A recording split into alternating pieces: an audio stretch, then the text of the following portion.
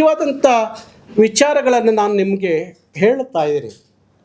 ಒಂದು ಭಾಷೆಯ ವಿಚಾರದಲ್ಲಿ, ಮತ್ತೊಂದು ಕರ್ನಾಟಕದ ಮಕ್ಕಳಿಗೆ ನೌಕರಿ ಸಿಗಬೇಕು ಅನ್ನುವ ವಿಚಾರದಲ್ಲಿ, ಮತ್ತೊಂದು ಕನ್ನಡಿಗರು ಇಲ್ಲಿ ವ್ಯಾಪಾರದ ಧರ್ಮವನ್ನು ಬೆಳೆಸ್ಕೊಂಡು ಹೋಗಬೇಕು ಅನ್ನೋದಾದರೆ ಇಲ್ಲಿರುವಂಥ ಎಲ್ಲ ಏಜೆನ್ಸಿಗಳು ಅಲ್ಲಿ ಕನ್ನಡಿಗರು ಪಾಲುದಾರರಾಗಬೇಕು ಅನ್ನೋದು ವಿಚಾರವನ್ನು ಇಟ್ಕೊಂಡು, ಕರ್ನಾಟಕ, ಕನ್ನಡಿಗ, ಕನ್ನಡ ಅನ್ನೋ ವಿಚಾರ ಇಟ್ಕೊಂಡು ಇವತ್ತು ಕರ್ನಾಟಕ ರಕ್ಷಣಾ ವೇದಿಕೆ ಈ 3 ವಿಚಾರಗಳನ್ನು ಇಟ್ಕೊಂಡು ವರ್ಷ ಪೂರ್ತಿ ಈ ಹೋರಾಟವನ್ನು ತಗೊಂಡೋಗ್ಬೇಕು ಅಂತ ಅಂದ್ಕೊಂಡಿದ್ದೀವಿ. ಫೆಬ್ರವರಿ 2ನೇ ತಾರೀಕು ನಾವು ಹೋರಾಟವನ್ನು ಫ್ರೀಡಮ್ ಪಾರ್ಕ್ನಲ್ಲಿ ಭಾರಿ ದೊಡ್ಡ ಮಟ್ಟಕ್ಕೆ ಇಲ್ಲಿಂದ ಪ್ರಾರಂಭ ಆಗುವಂಥ ದೊಡ್ಡ ಚಳುವಳಿ.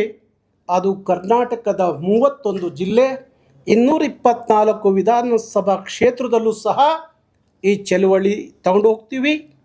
ಇದು ಬೀದಿಯ ಚಳುವಳಿ ಆಗಬೇಕು, ಶ್ರೀಸಾಮಾನ್ಯರ ಚಳುವಳಿ ಆಗಬೇಕು, ಪ್ರತಿಯೊಬ್ಬ ಕನ್ನಡಿಗನ ಚಳುವಳಿ ಇದು ಆಗಬೇಕು ಅನ್ನುವ ಉದ್ದೇಶ ಕರ್ನಾಟಕ ರಕ್ಷಣಾ ವೇದಿಕೆಯ ಉದ್ದೇಶ. ಹಾಗಾಗಿ ಇಲ್ಲಿ ಕನ್ನಡದ ಭಾಷೆ, ಕರ್ನಾಟಕದ ಮಕ್ಕಳ ಭವಿಷ್ಯ, ಕರ್ನಾಟಕದ ಮಕ್ಕಳ ಉದ್ಯಮ ಮಾಡುವಂಥ ವಿಚಾರದಲ್ಲಿ ಉದ್ಯಮಶೀಲರಾಗಬೇಕು, ಉದ್ಯಮವಂತರಾಗಬೇಕು, ಉದ್ಯಮವನ್ನು ಕಟ್ಟಬೇಕು, ಉದ್ಯಮವನ್ನು ಬೆಳೆಸಬೇಕು, ಉದ್ಯಮಿಗಳು ಆಗಬೇಕು ಕನ್ನಡಿಗರು. ಬರೀ ಕೇವಲ ಕನ್ನಡದ ಮಕ್ಕಳು ಸರ್ಕಾರಿಯ ನೌಕರಿಗೆ ಅಷ್ಟೇ ಸೀಮಿತ ಆಗದೆ ಎಲ್ಲ ವ್ಯಾಪಾರಗಳನ್ನು ನಾವು ಮಾಡೋಕ್ಕೆ ಸಮರ್ಥರಿದ್ದೀವಿ ಅನ್ನುವ ವಿಚಾರವನ್ನು ನಮ್ಮ ಮಕ್ಕಳಿಗೆ, ನಮ್ಮ ನೆಲದ ಮಕ್ಕಳಿಗೆ ತುಂಬುವಂಥ ಕೆಲಸವನ್ನು ನಾವು ಮಾಡಬೇಕಾಗತ್ತೆ.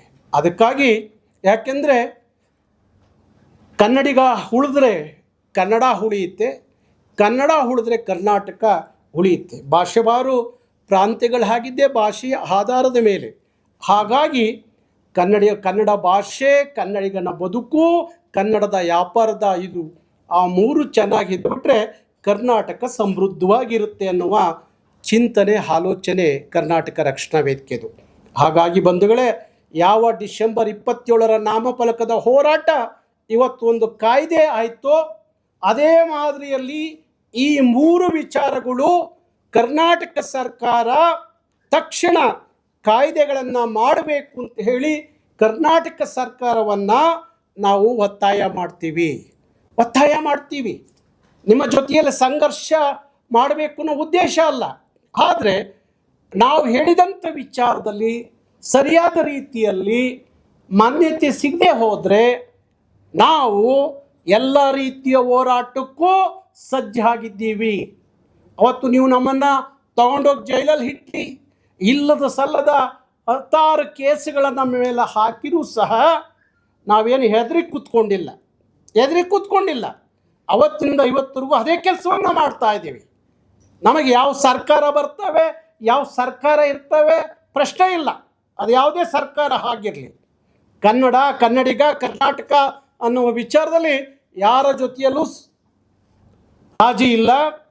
ಇವತ್ತಿನ ಸರ್ಕಾರಕ್ಕೆ ನಾನು ನೇರವಾಗಿ ಹೇಳ್ತಾ ಇದ್ದೀನಿ, ಸನ್ಮಾನ್ಯ ಮುಖ್ಯಮಂತ್ರಿಗಳಿಗೆ ಹೇಳ್ತಾ ಇದ್ದೀನಿ, ಆದಷ್ಟು ಬೇಗ ನೀವು ಇಂದಿನ ಸಂದರ್ಭದಲ್ಲಿ ಯಾವ ನಾಮಫಲಕದ ಹೋರಾಟದಲ್ಲಿ, ಯಾವ ನಾಮಫಲಕದಲ್ಲಿ 60% ಕನ್ನಡ ಕಡ್ಡಾಯ ಬಳಕೆ ಆಗಬೇಕು ಅನ್ನುವ ವಿಚಾರವನ್ನೇನು ಅವತ್ತು ಕಾಯ್ದೆ ರೂಪದಲ್ಲಿ ತಂದ್ರಲ್ಲ, ಅದೇ ರೀತಿ ಈ 3ಗಳನ್ನು ಕಾಯ್ದೆ ರೂಪದಲ್ಲಿ ತರಬೇಕು ಅಂತ ಹೇಳಿ ಕರ್ನಾಟಕ ಸರ್ಕಾರವನ್ನು ಒತ್ತಾಯಿಸ್ತೀನಿ.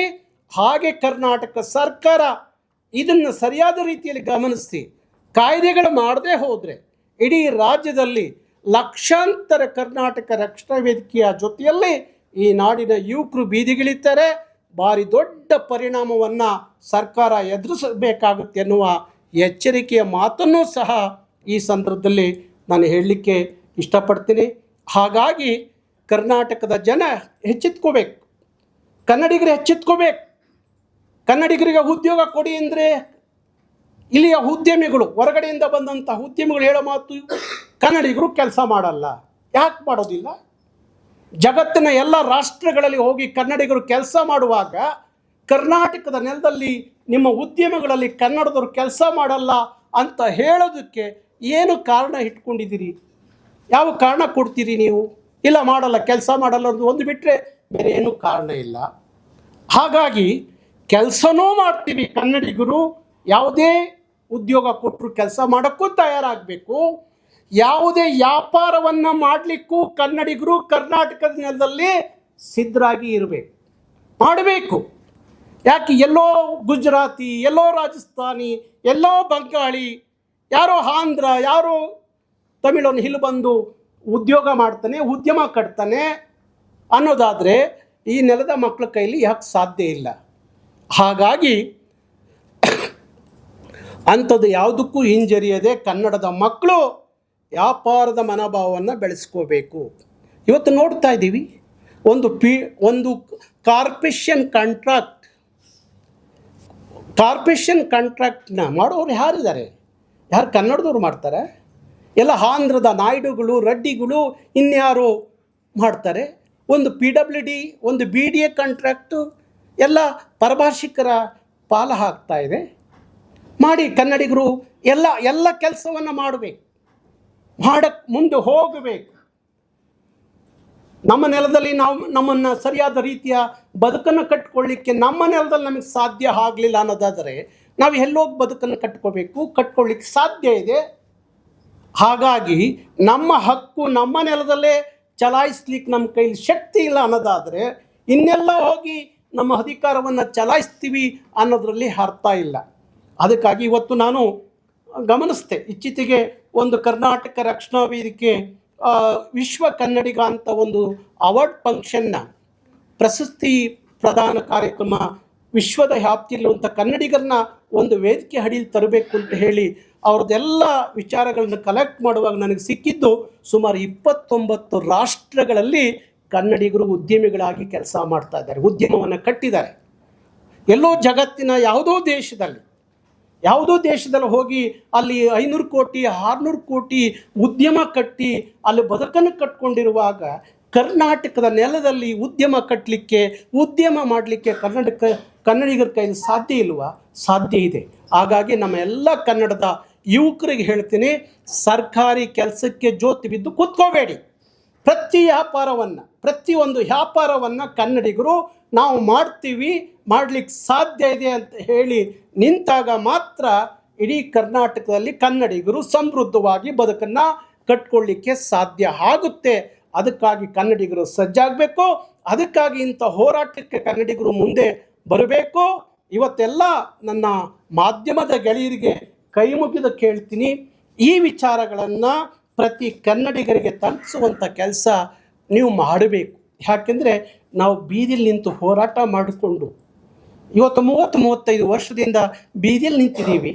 ಕನ್ನಡದ ವಿಚಾರದಲ್ಲಿ, ಕರ್ನಾಟಕದ ವಿಚಾರದಲ್ಲಿ, ಇಲ್ಲಿಯ ನೆಲ ಜಲಗಳ ವಿಚಾರದಲ್ಲಿ, ಗಡಿ ವಿಚಾರದಲ್ಲಿ, ಕರ್ನಾಟಕದ ಮಕ್ಕಳ ಬದುಕಿನ ವಿಚಾರದಲ್ಲಿ ನಾವು ಬೀದಿಲಿ ನಿಂತು ಹೋರಾಟ ಮಾಡ್ತಿರುವಾಗ ನಮ್ಮ ಹೋರಾಟದ ಇನ್ನೊಂದಷ್ಟು ಮುಂದುವರಿಸ್ಬೇಕು. ಯಾಕೆಂದರೆ ನಮ್ಮ ಹಿಂದೆ ಬರುವ ಮಕ್ಕಳು ಇದನ್ನು ಮುಂದುವರಿಸ್ಕೊಂಡು ಹೋಗ್ತಾರೆ ಅನ್ನೋ ನಂಬಿಕೆ ಇಲ್ಲದೆ ಇರುವಾಗ ಆ ಮಕ್ಕಳಿಗೆ ಒಂದು ಸರಿಯಾದ ಭವಿಷ್ಯವನ್ನು ಈ ನೆಲದಲ್ಲಿ ಭದ್ರವಾಗಿ ಕಟ್ಕೊಡದೆ ಹೋದರೆ ಬಹುಶಃ ಮುಂದಿನ ದಿನಗಳಲ್ಲಿ ಭಾರಿ ಕಷ್ಟ ಆಗುತ್ತೆ. ನಿಮಗೆ ಇತ್ತೀಚೆಗೆ ಒಂದು ವಿಚಾರವನ್ನು ನಾನು ಹೋದ ಬಾರಿ ನೆನಪಿಗೆ ತಂದಿದ್ದೆ ಅಂತ ಅಂದ್ಕೊಂಡಿದ್ದೀನಿ. ಬೆಂಗಳೂರಲ್ಲಿ ಬಂದಿರುವಂಥ ಉತ್ತರ ಭಾರತದ ರಾಜ್ಯಗಳ ಹಿಂದಿ ಭಾಷಿಕರು ಹಿಂದಿ ರಾಜ್ಯ ಭಾಷಾ ಒಕ್ಕೂಟ ಅಂತ ಹೇಳಿ ಬೆಂಗಳೂರಲ್ಲಿ ಒಂದು ಸಂಘಟನೆಯನ್ನು ಕಟ್ಬಿಟ್ಟು ಅಶೋಕ ಹೋಟ್ಲಲ್ಲಿ ಒಂದು ಸಭೆ ಮಾಡ್ತಾರೆ. ಆ ಸಭೆಯಲ್ಲಿ ಒಂದೇ ನಿರ್ಣಯ ತಗೋತಾರೆ, ಬೆಂಗಳೂರಲ್ಲಿ ಕನ್ನಡಿಗರು ಕೇವಲ 26-30%. ಅದಕ್ಕಾಗಿ ಬೆಂಗಳೂರನ್ನ ಕೇಂದ್ರ ಆಡಳಿತ ಪ್ರದೇಶ ಅಂತ ಘೋಷಣೆ ಮಾಡಿಸ್ಬೇಕು ಅಂತ ಹೇಳಿ ರಾಷ್ಟ್ರಪತಿಗಳನ್ನ ಭೇಟಿ ಮಾಡುವಂಥ ತೀರ್ಮಾನಕ್ಕೆ ಬರ್ತಾರೆ. ಅನ್ನೋದಾದರೆ ಏನಾಗಬೇಕು? ಒಂದು ಬೆಂಗಳೂರು ಇಡೀ ಕರ್ನಾಟಕದ ಆರ್ಥಿಕ ನೀತಿಯನ್ನು ಒಂದು ಬೆಂಗಳೂರು ಸುಧಾರಿಸ್ತಾ ಇದೆ. ಅಂಥ ಬೆಂಗಳೂರು ನಾಳೆ ಕೇಂದ್ರಾಡಳಿತ ಪ್ರದೇಶವಾಗಿ ಘೋಷಣೆ ಆದರೆ ಏನಾಗಬೇಕು ಕರ್ನಾಟಕದ ಪರಿಸ್ಥಿತಿ? ಹಾಗಾಗಿ ಕನ್ನಡಿಗರು ಜಾಗೃತರಾಗಬೇಕು, ಎಚ್ಚೆತ್ಕೋಬೇಕು. ಕರ್ನಾಟಕದ ಎಲ್ಲ ಸಾರ್ವಭೌಮತೆಯನ್ನು ಕನ್ನಡಿಗರೇ ಪಡ್ಕೊಳ್ಳುವಂಥದ್ದು ಆಗಬೇಕು. ಇಲ್ಲಿ ಉದ್ಯಮ ಕಟ್ಟುವಂಥ ಶಕ್ತಿ ಕನ್ನಡಿಗರಿಗೆ ಬರಬೇಕು. ಉದ್ಯೋಗ ಮಾಡುವಂಥ ಶಕ್ತಿಯು ಕನ್ನಡಿಗರಿಗೆ ಬರಬೇಕು. ಕನ್ನಡವನ್ನು ವಿಜೃಂಭಿಸುವಂಥ, ಸಂಭ್ರಮಿಸುವಂಥ, ಕನ್ನಡದ ಸಾರ್ವಭೌಮತೆಯನ್ನು ಎತ್ತಿಡಿಯುವಂಥ ಕೆಲಸವನ್ನು ಕನ್ನಡಿಗರೇ ಮಾಡಬೇಕು. ಕನ್ನಡಿಗರು ಮಾಡಿದಲ್ಲಿ ಇನ್ಯಾರೂ ಮಾಡೋಕ್ಕೆ ಆಗೋದಿಲ್ಲ. ಕನ್ನಡದ ಕೆಲಸವನ್ನು ಕನ್ನಡಿಗರೇ ಮಾಡಬೇಕು. ಹಾಗಾಗಿ ಬಂಧುಗಳೇ, ಇವತ್ತು ಈ ಒಂದು 3 ವಿಚಾರಗಳಲ್ಲಿ ನಾನು ಮಾತಾಡಲಿಕ್ಕೆ ನಿಮ್ಮನ್ನೆಲ್ಲ ಕರೆದಂಥದ್ದು. ಹಾಗಾಗಿ ಈ ವಿಚಾರಗಳನ್ನು ದಯವಿಟ್ಟು ಕರ್ನಾಟಕದ ಎಲ್ಲ ಜನರಿಗೆ ತಲುಪಿಸುವಂಥ ಕೆಲಸವನ್ನು ಮಾಡಿ ಅಂತ ಹೇಳಿ ನಾನು ನಿಮ್ಮಲ್ಲಿ ವಿನಂತಿ ಮಾಡ್ಕೊತೀನಿ. ನಮಸ್ಕಾರ.